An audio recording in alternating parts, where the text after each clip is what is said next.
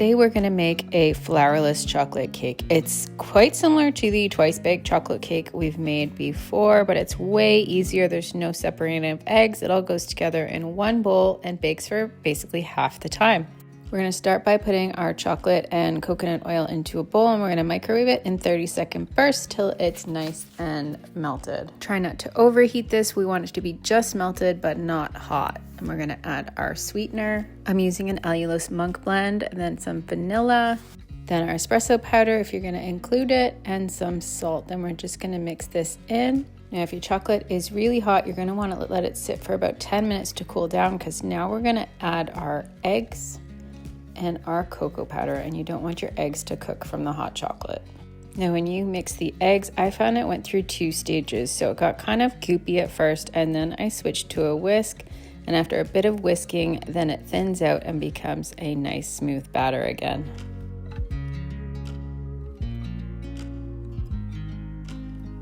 So that looks perfect. Let's grab our cake pan. I've partially lined it in parchment, and I'm going to add these strips to the side. Just makes it for easy removal. Then get all your batter into your cake pan, and we're going to bake it at 350 Fahrenheit for about 30 minutes. I peeked in on mine at about 25 minutes, and the top still had a patch that looked a little wet, so I left it in for the additional 5 minutes, and it came out perfect. Okay, so into the oven, and then when it's done, you want it to cool for about 10 minutes before you flip it out of your pan. And that's it. Flip it back over onto a plate, and then you can garnish however you like.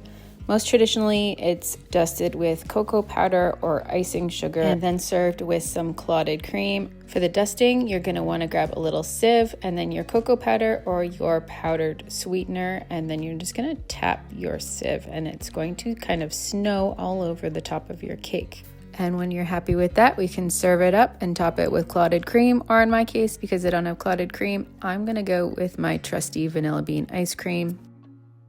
How good does that look?